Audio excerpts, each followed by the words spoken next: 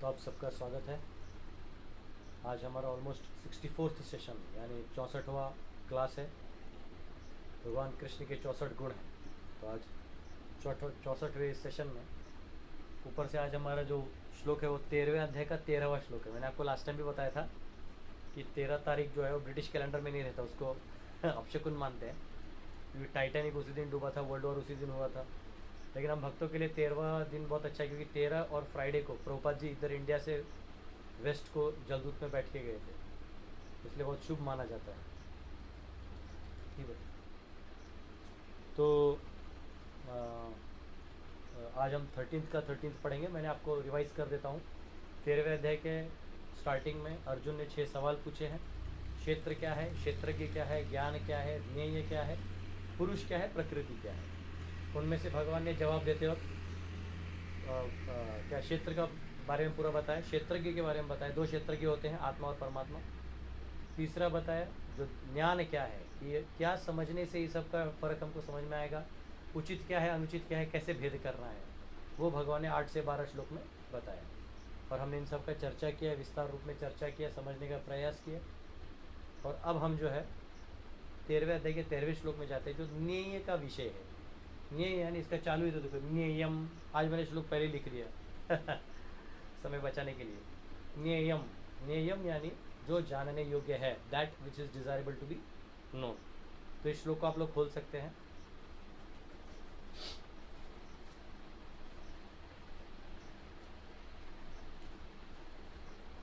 ध्यान से देखना, कुछ आएगा तो बताना।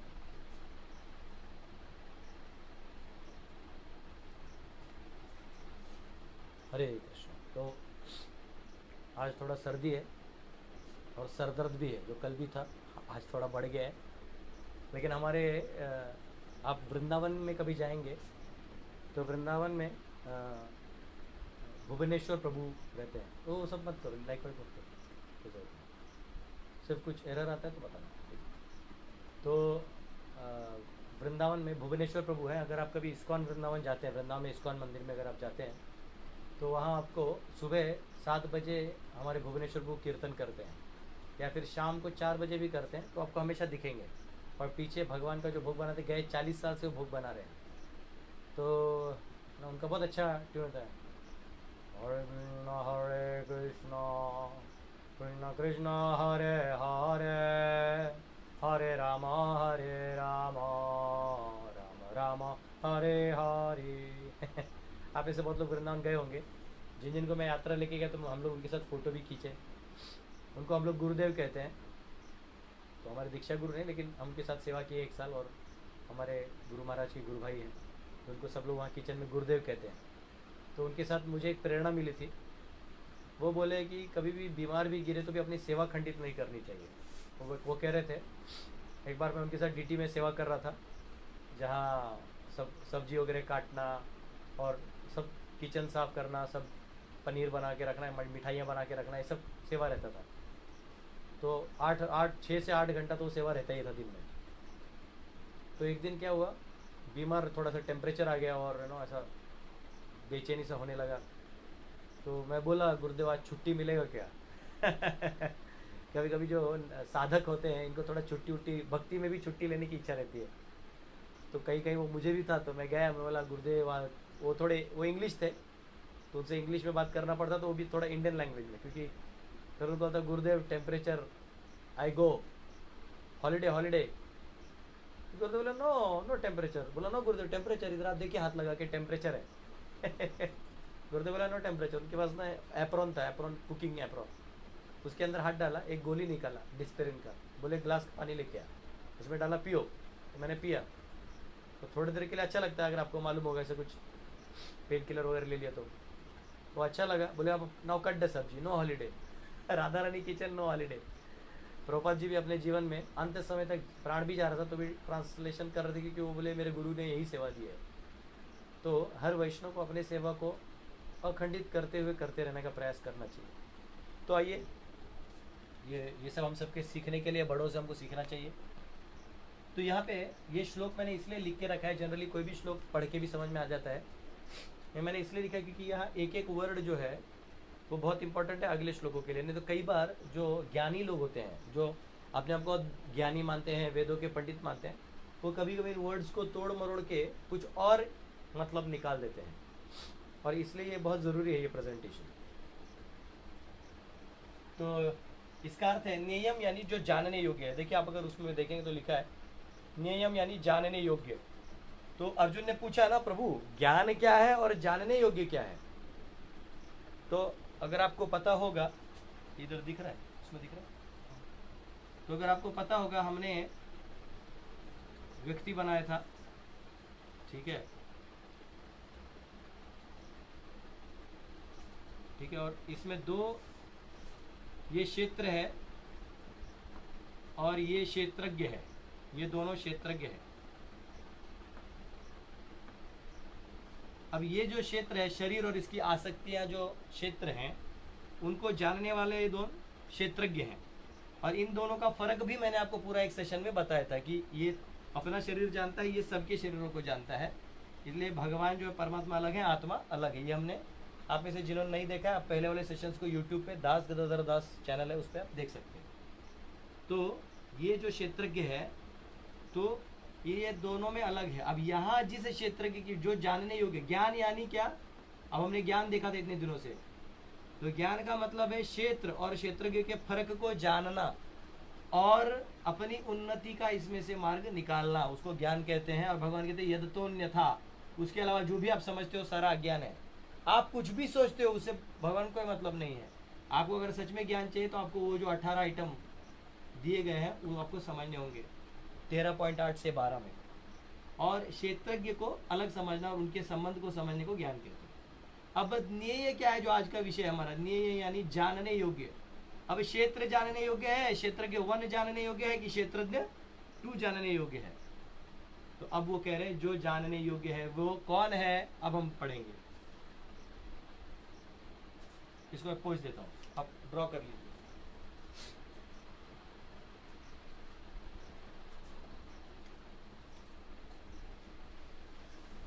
इसको इसलिए पूछता हूँ कि आपको बहुत कुछ लिखना है। तो नियम जो जानने योग्य है, ठीक है, जो हमारा एक्चुअली विषय है, जो जानने योग्य है, नियम यत् प्रवक्ष्यामि। और वो कह रहे हैं जो वह अब मैं बताऊंगा तुम्हें, अब मैं जो आपको बताऊंगा, ये भगवान कह रहे हैं मैं बताऊंगा अभी आपको, ठीक है, तो लिखने की जरूरत नहीं है। जो जानने हैं योग्य है उसके बारे में मैं अब तुम्हें बताऊंगा। यद ज्ञात्वा अमृतम अश्नुते, एक्चुअली नीचे मैंने संधि तोड़ दिया, यहाँ तोड़ना भूल गया। यद ज्ञात्वा, उसके बारे में जानकर तुम्हें क्या मिलेगा, अमृतम अश्नुते। अमृतम का मतलब है जो आपको इटर्निटी मिल जाएगा।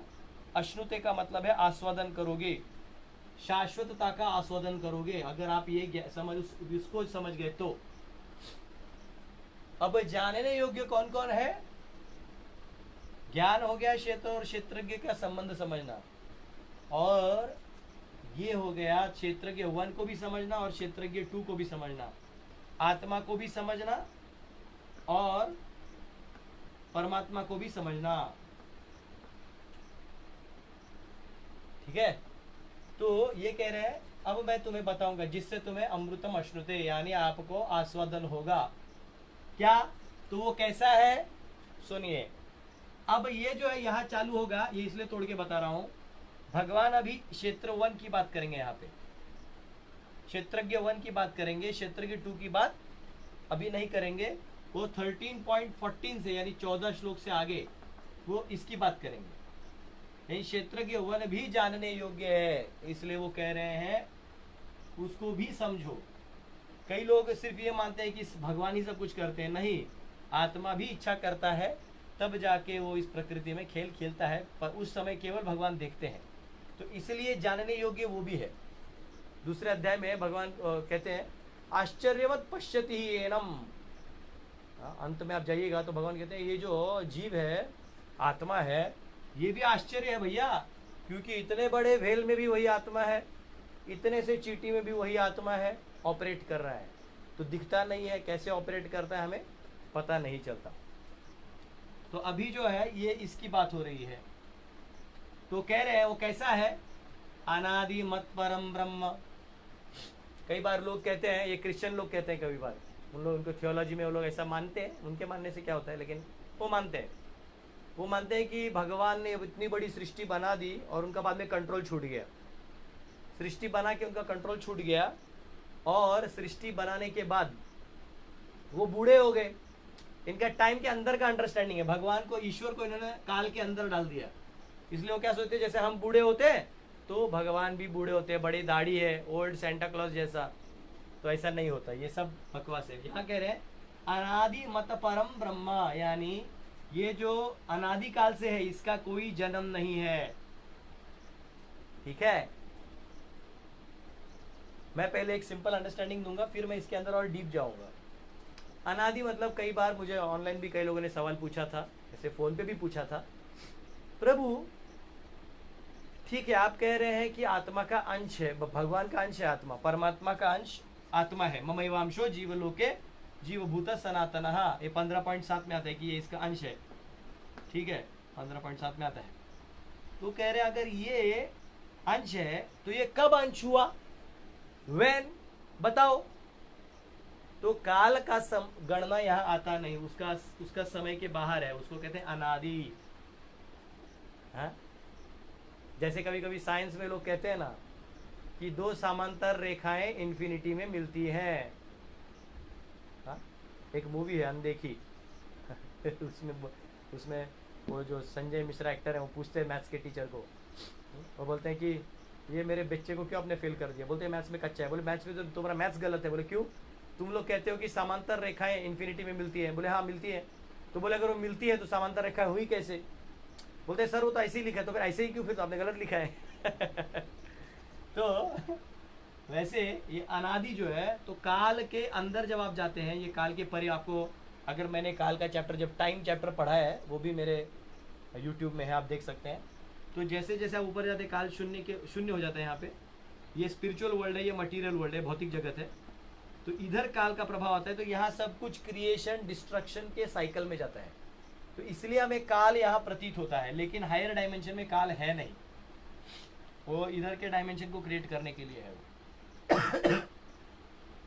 तो एक्चुअली वो अनादि है, और अनादि के साथ साथ वो क्या है, ध्यान से देखिए, मत परम, मतलब वो मेरे आश्रित है, ही सबऑर्डिनेट टू मी।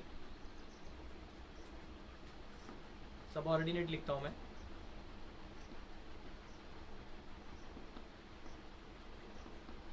सबऑर्डिनेट या आश्रित। अगर आपने मेरे पिछले सेशन अटेंड किए हैं तो आपको याद है मैंने पंचकोश पढ़ाया था।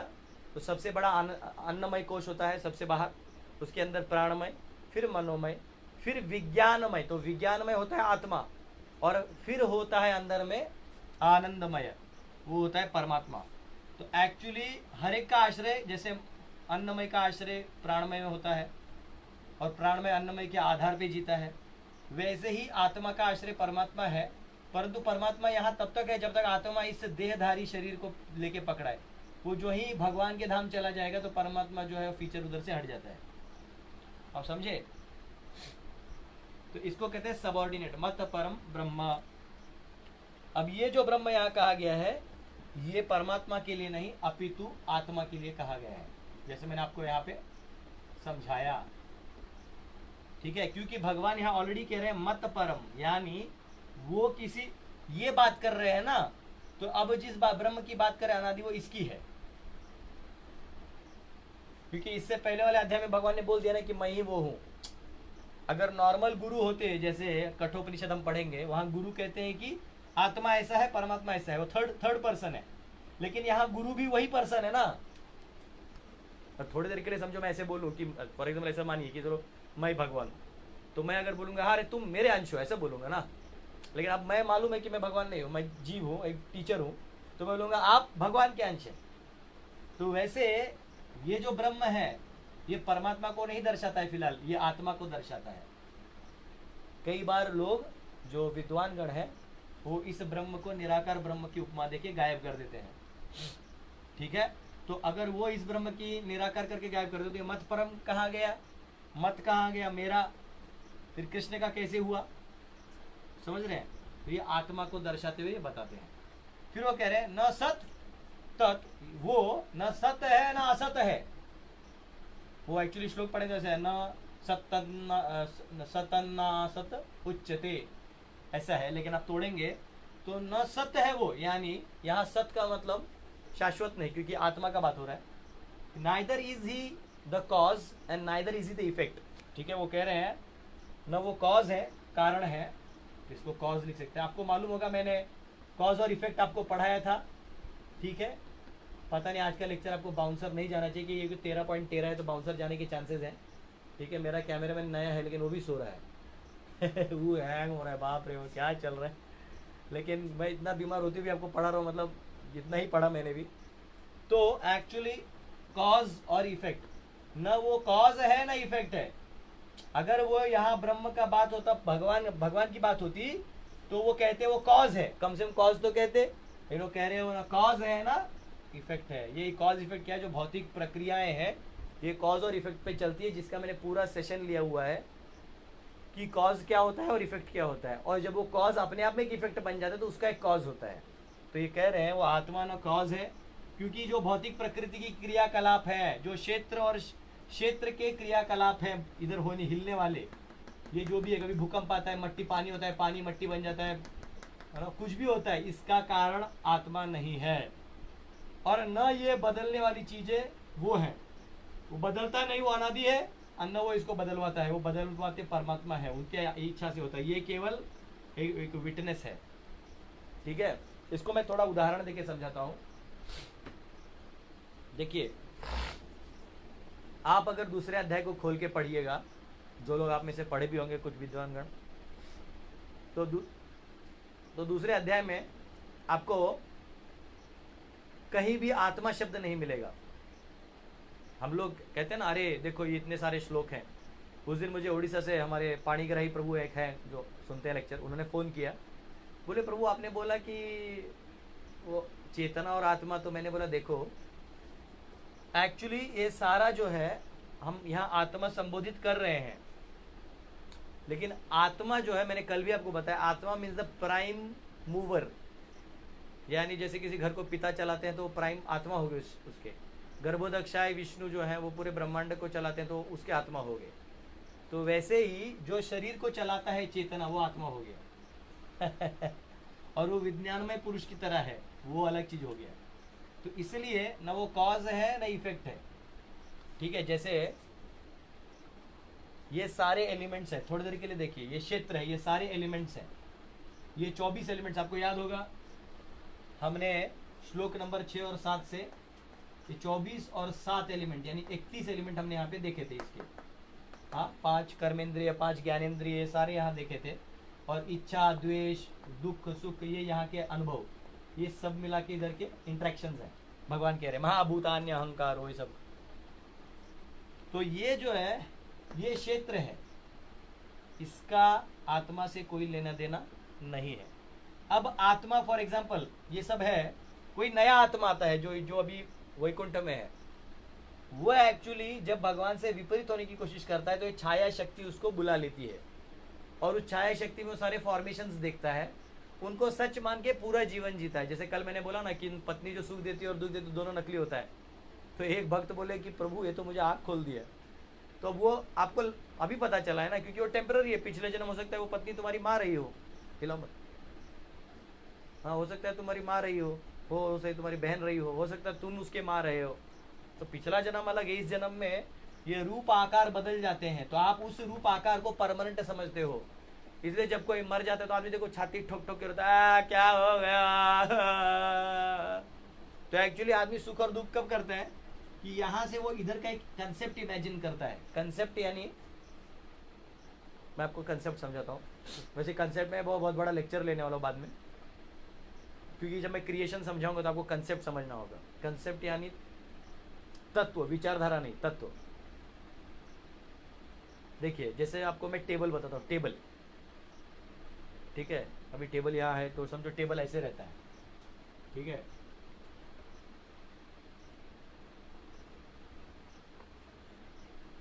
ये टेबल है, ठीक है, ये टेबल है, अभी वहाँ चौथा पाँव यहाँ है, ठीक है। अब ये टेबल हो गया, लोग इसको क्या कहते हैं, चार पाँव हैं और ये इसको टेबल कहते हैं। अगर कल को एक पाँव जो है वो टूट जाए, समझो एक पाँव यहाँ से टूट जाए, तो क्या बोलेंगे इसको लोग, टेबल। अरे वो टेबल हटाओ वहाँ से, एक पाँव टूट जाए फिर भी लोग क्या कहेंगे, टेबल। एक और पाँव टूट जाए क्या कहेंगे, टेबल।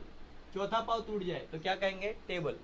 हाँ, अरे वो टेबल हटाओ, अगर ये पूरा लकड़ी का रूम पे पड़ा हुआ है, चारों पाँव टूटे, अरे टेबल हटाओ वहाँ से। तो क्वेश्चन है कि ये चार पाँव वाला टेबल है, दो पाँव वाला टेबल है कि तीन पाँव वाला टेबल है, समझ रहे हैं। तो टेबल एक कंसेप्ट है, जिस चीज को, जिसके ऊपर आप कुछ रख सकते हैं उसको टेबल कहते हैं। अब इसे चार पहिए को हम टेबल समझते हैं, ये हमारा कंसेप्ट है। ओरिजिनल कंसेप्ट है कि जिसके ऊपर कुछ आश्रित है उसको टेबल कहते हैं। तो क्या है, हमारे इस दुनिया में हम इस प्रकृति को अपने कंट्रोल में रखने के लिए अपने ही कंसेप्ट बनाते हैं, अपनी सोच बनाते हैं। और जब वो सोच पूरी नहीं होती, क्योंकि ये आपके कंट्रोल नहीं हो, कंट्रोलर ये है, तो जब ये अपना चेंज कर देते तो आप दुखी हो जाते हो। जैसे अभी कोरोना चल रहा है, कोई सरकार नहीं चाहती कोरोना आए, चाइनीज अपना कोरोना बना के खुद परेशान है। लेकिन अभी आप ध्यान से देखिएगा तो शर्वरी संवत्सर चल रहा है। क्या चल रहा है, अगर आप संवत्सरों के बारे में जानते हैं तो अभी शर्वरी संवत्सर चल रहा है, और इसके तीन गुण बताए गए हैं कि इसमें जो है अकाल बारिश आएगा, ठीक है, एक अकाल बारिश आएगा, एक है कि राजा लोग युद्ध करेंगे, और तीसरा एक महामारी आएगा। तीनों हो रहे हैं, तो ये ऑलरेडी इनके साइकिल में डेस्टिन्ड है। ये तो केवल निमित्त बन गया, यहाँ का राजा प्रजा जो है निमित्त बन गया। पिछले साल क्यों रिलीज नहीं हुआ कोरोना, क्योंकि वो महामारी का टाइम था नहीं, जब आएगा तो अपने आप रिलीज हो जाएगा, ठीक है।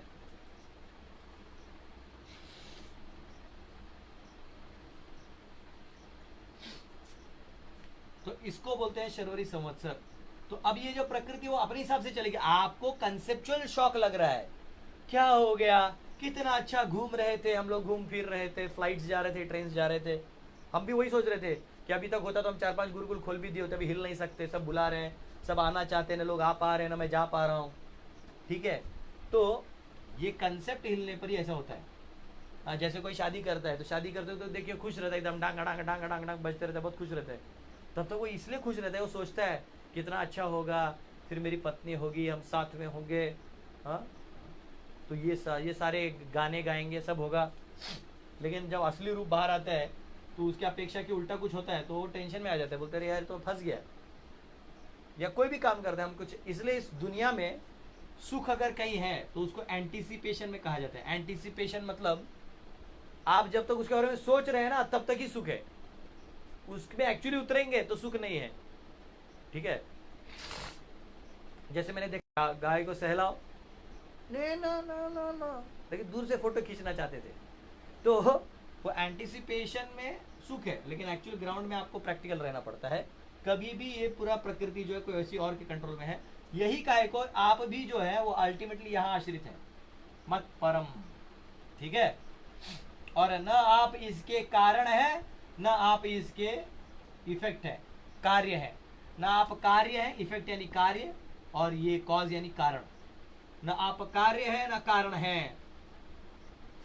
और भगवान बाद में आगे बोलने वाले 21वें श्लोक में कार्य कारण कर्तृत्व कि कार्य कारण का असली ये आत्मा जो है वो एक्चुअल कॉज इसलिए बन जाता है क्योंकि वो डिजायर करता है। अगर ये डिजायर नहीं करेगा तो परमात्मा उसको छोड़ के सीधा अपने पास लेके जाएंगे और ये अपना काम करते रहेगी। इसको थोड़ा समझने के लिए आप और एक एग्जांपल ले सकते हैं। जैसे आप सपना देखते हैं, आप सोते हैं, हम सब सोते हैं रात को और सपना देखते हैं, तो किसी को पहाड़ दिखाई देता है, किसी को जंगल में जाए हुआ दिखाई देता है। मुझे याद है मैं बच्चे में था तो नानी के पास गया तो वहाँ सोता था, तो एक दिन मुझे सपने में आया कि मेरे को ऐसा उसके ऊपर डाल दिया और कोई लोग आके मुझे काट रहे हैं और मैं जोर से चिल्लाया, तो नाना जी बोले क्या हुआ, बोले मुझे काट रहे। बोले क्यों काटेंगे, तो तेरा नाना घर है, आओ इधर मेरे साथ सो। हाँ, फिर थोड़ा अच्छा लगा। तो ये सपना है। वैसे ये जीवन भी जो हमारा है, जो हमें अभी शरीर मिला है, ये हम नहीं है, ये भी हमारा एक प्रकार से सपना है। लेकिन इस सपने को अभी स्वीकार नहीं कर सकते क्योंकि हम अंदर हैं। जैसे आप असली सपने में जब अंदर जाते हैं तो आपको वो एक्सेप्ट नहीं होता कि आप सपना देख रहे हैं। यहाँ कोई उठाते तो मत निकाल मुझे यहाँ से, हाँ कुछ दिख रहा है ना लो उठो, हाँ फिर इधर जाके तो सपने चले जाते हैं। वैसे ही जब आप जागृत अवस्था में भगवान से संबंध बना लेते हैं तो ये पता ही नहीं चलता है। कुछ लोग बोलते हैं प्रभु जी क्या हम जाने के बाद हमको याद रहेगा? वो याद रखने लायक कौन सा काम किया है तुमने जो याद रखना चाहिए? हाँ, ये अपने आप तो सब चल रहा है। तो इसलिए भगवान यहाँ कह रहे ना वो कार्य है न कार्य है ना वो कारण है। ठीक है, अब मैं थोड़ा सा इस अनादि और ब्रह्म के ऊपर शास्त्रों के द्वारा जो तात्पर्य में लिखा है उससे मैं आपको बताऊंगा। इसको लिख लीजिए, रब करूंगा।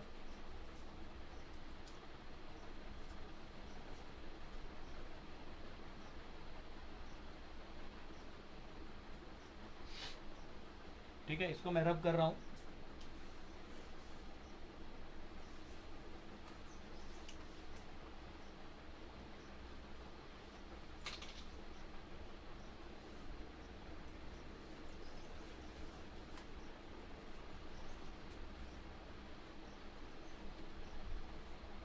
अब जो है प्रभुपाद बलदेव विद्याभूषण के कमेंट्री से बहुत कुछ लिखते हैं, तो मैं इसको डायरेक्टली इसलिए पढ़ रहा हूँ क्योंकि यहाँ डायरेक्ट वर्स नंबर का रेफरेंस दिया है और उस वर्स नंबर से हम उपनिषदों में भी जाएंगे।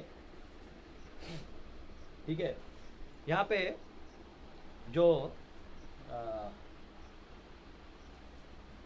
जब अनादि की बात आती है, ठीक है, तो अनादि की बात करते वक्त आचार्य रेफरेंस देते हैं। वो कहते हैं कि कठ उपनिषद में आपको मिलेगा, या आपको गीता में भी मिलेगा, दूसरे अध्याय में हम पढ़ेंगे। तो गीता का बताता हूँ एक बार। अगर आप गीता में जाएंगे तो दूसरे अध्याय का 20वां श्लोक अगर आप खोलेंगे तो आपको मिलेगा, न जायते म्रियते वा कदाचिन नायं भूत्वा भविता वा न भूयः अजो नित्यं शाश्वतोऽयं पुराणो न हन्यते हन्यमाने शरीरे। वो कहते हैं आत्मा के लिए किसी भी काल में न तो जन्म है न मृत्यु है, इसका कोई जन्म और मृत्यु नहीं है। वह न तो कभी जन्मा है न जन्म लेता है।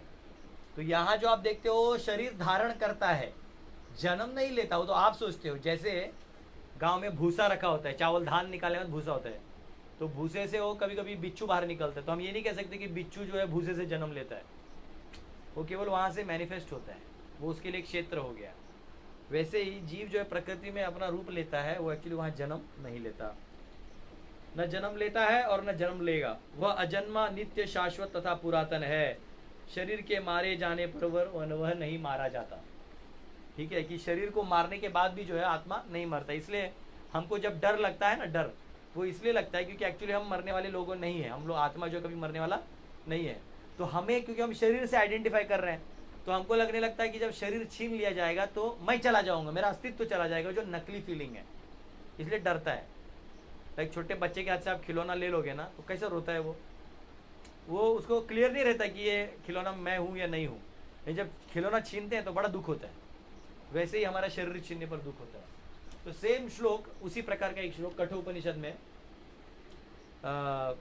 1.2.18 में आता है। तो वो एक्चुअली मैंने वहां भी निकाल के रखा है आप लोगों के लिए, उसमें भी वो वर्स है, हाँ निकाल के रखा मैंने। तो 1 to 18 में लिखा है न जायते म्रियते वा विपश्चित। तो वो श्लोक मैं आपको उधर से पढ़ के दिखाता हूँ।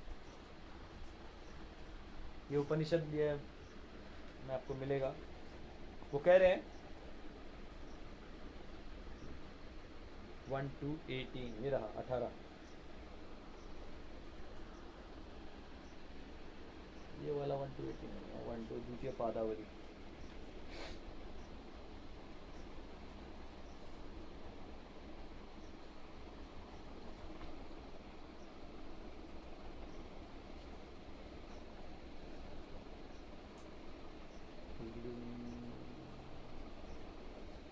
ये वाला वर्ष नहीं है वो, ठीक है, वो अभी खोलने में समय जाएगा। तो ये एक आपको वर्ष मिलेगा जहाँ पे सेम वर्ष आता है 1 to 18 में। ठीक है, एक्चुअली मैंने मार्कर कहीं और लगा दिया, उसको खोलने में टाइम जाएगा। तो वो कह रहे हैं न जायते म्रियते वा विपश्चित। ये श्लोक एक्चुअली प्रभुपाद भी अपने तात्पर्य में, उसी तात्पर्य में लिखते भी हैं, वहाँ से हम लोग पढ़ सकते हैं। वो कह रहे हैं न जायते म्रियते वा विपश्चित नायम कुतश्चिन्न बभूव कश्चित अजो नित्य शाश्वतोयम पुराणे न हन्यते हन्यमाने शरीरे। हाँ, इसका अर्थ है विपश्चित। विपश्चित का प्रयोग मतलब कि वो ज्ञानमय है। ठीक है, वो एक्चुअली उसको वो चेतन है। ठीक ठीक है, वो इसकी बात कर रहे हैं, अनादि। अब ये जो मत परम की बात आ रही है अभी, ठीक है, अनादि यानी वो अनादि हो गए। अब मत परम की जब बात आती है तो वो कह रहे हैं he is dependent on me, ठीक है।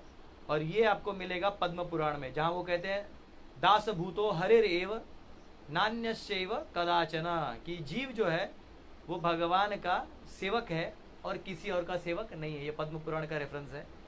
और फिर प्रधान क्षेत्रज्ञ प्रतिर्गुणेशः, ये आपको श्वेताक्षेत्र उपनिषद 6:16 में मिलेगा कि वो कहते हैं I endowed with all good qualities, I am the master and the knower of the field जीवा एंड मैटर, ठीक है। मैं जो ये दोनों आत्मा और जो क्षेत्र है, इन दोनों का एक्चुअली मैं मास्टर हूँ।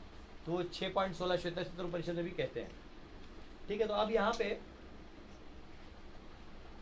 ये दोनों को हमने शास्त्रों से देख लिया। इस ब्रह्म के बारे में भी शास्त्र में बहुत बहुत अच्छा श्लोक है। वो कह रहे हैं यहाँ पे ये श्लोक जो है आपको श्रुति में आता है। श्रुति में भी मुझे लगता है चांडोग्य उपनिषद 8:1-5 में आता है। इसमें आत्मा के 8 गुणों का वर्णन दिया हुआ है कि आत्मा इन 8 गुणों से संपन्न है। कौन से 8 गुण हैं अब हम देखते हैं।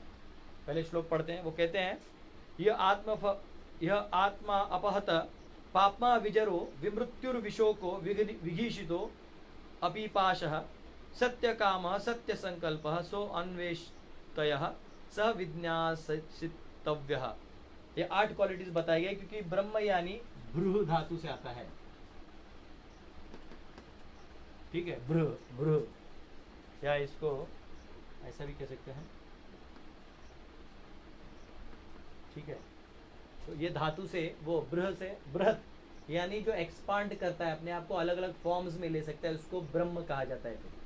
तो ऐसे धातु को ब्रह्म कहा जाता है। इसलिए अन्नमय ब्रह्म भी कहा जाता है, क्योंकि अन्न भी जो है ब्रह्म है, वो एक्सपांड होता है, ठीक है। आप एक दाना लगाते हैं वो 1000 दाने बन जाते हैं। तो इसलिए यहाँ आत्मा की बात हो रही है, तो उसको भी ब्रह्म ही कहा गया है। जैसे मैंने आपको बताया ना, कर्म शब्द के अनेक मतलब होते हैं, वैसे ब्रह्म शब्द के अनेक मतलब होते हैं। तो यहाँ कह रहे हैं कि आत्मा के क्या 8 गुण है, सुनिए। विदाउट सिन, बिना पाप का है।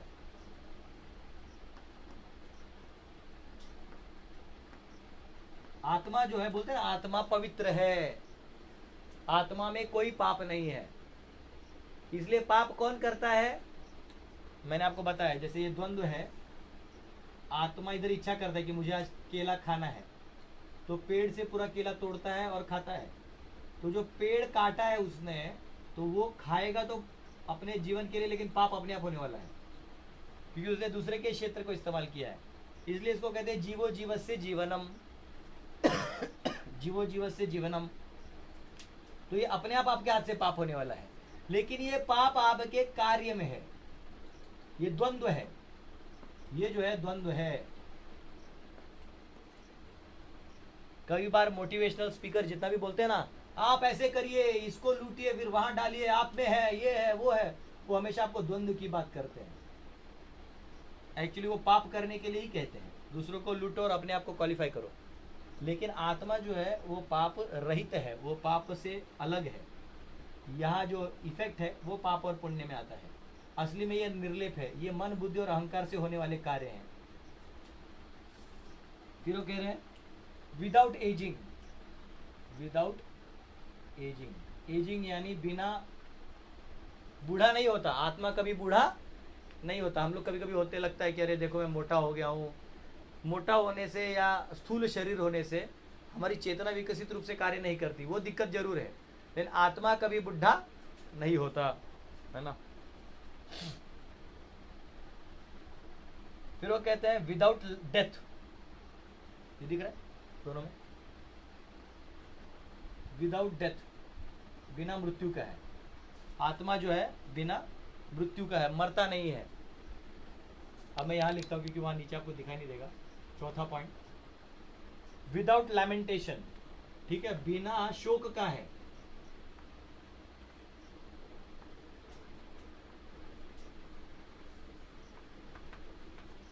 ये जो शोक है वो मन में और बुद्धि में आ सकता है, आत्मा को कभी शोक होने का सवाल ही नहीं है। आनंद आत्मा तो विज्ञानमय है, वो आनंद का उसकी स्तर अलग ही है।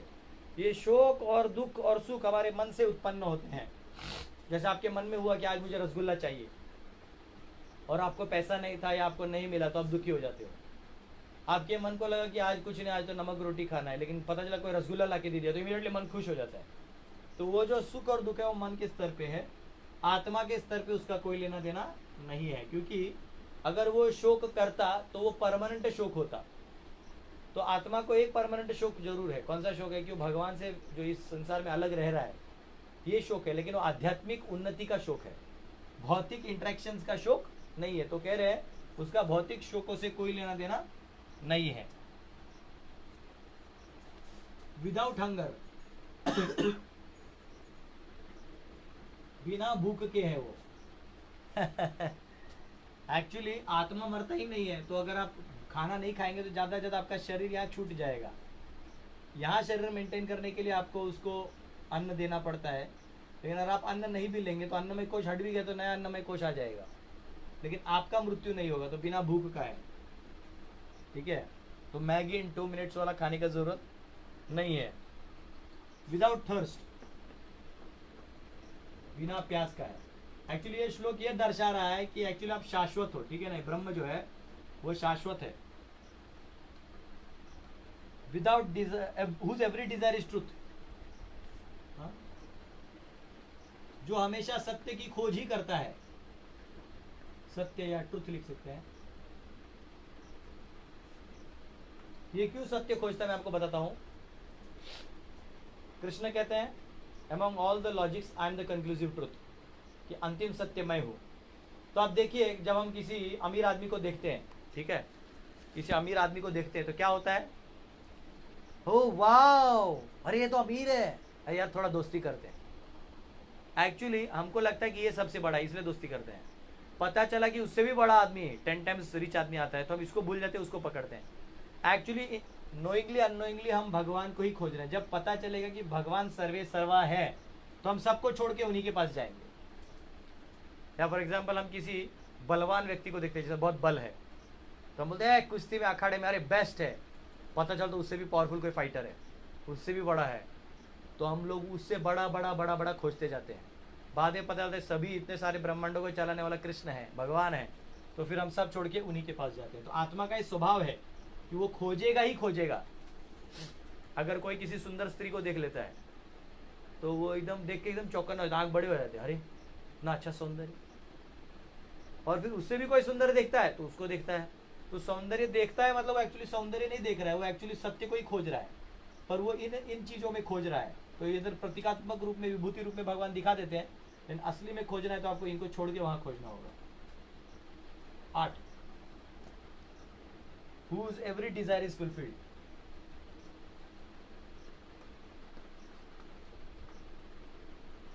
सारी इच्छा पूर्ण होते हैं। अब ये सबसे बड़ा जोक होगा, ठीक है, कि वो सारे इच्छाओं को पूर्ण करते हैं। अब आपको मैं बहुत बड़ा एक सीक्रेट बताऊंगा जो बहुत कम लोगों को मालूम है। मैं मालूम तो सब बहुत लोगों को है अनुभव, लेकिन टेक्निकली आपको समझाता हूं। आप बोलोगे प्रभु ये क्या लिख दिया आपने 8वां वाला, मैंने तो इतने इच्छा किए हैं, इतने इच्छा किए हैं, कुछ तो पूरे नहीं हुए। बात सही है कि नहीं? ये आप सब भी मानते हैं।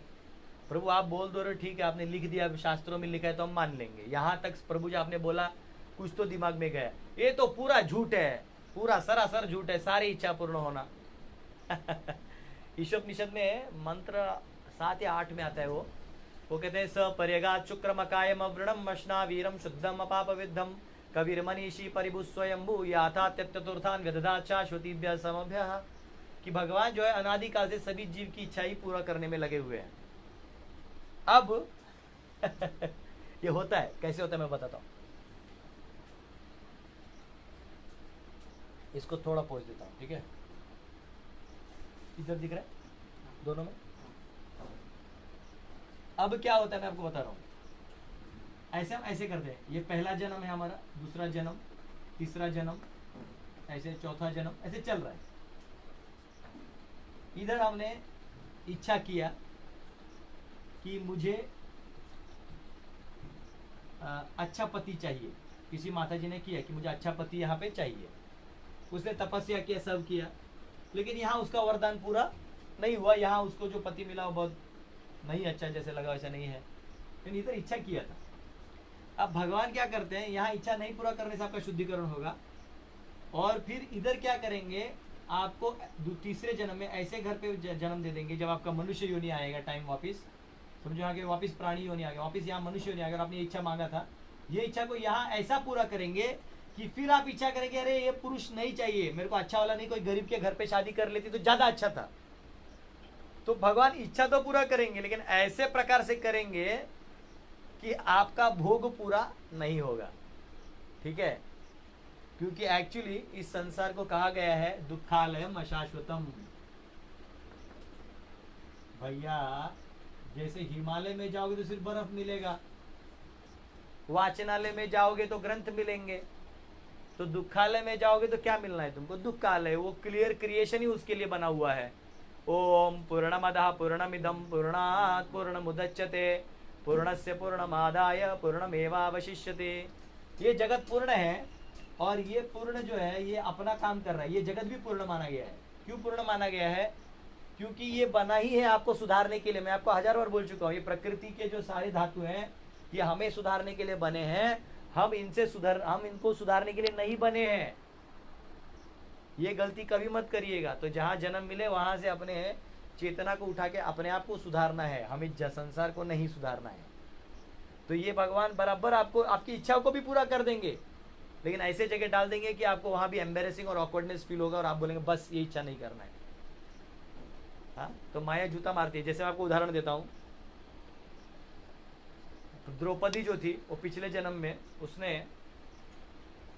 द्रौपदी ने पिछले जन्म में उसको पति नहीं मिल रहा था, जो ऐसा शिव जी की बड़ी आराधना की, तो शिव जी तपस्या करके बाहर, वो फिर शिव जी प्रकट हुए, बोले क्या चाहिए बाली के, तो शिव जी को ही देख के वो ऐसा मतलब आश्चर्य हो कि भगवान आ गए, बोले मुझे पति चाहिए पति चाहिए पति चाहिए पति चाहिए पति चाहिए, 5 बार बोल दिया।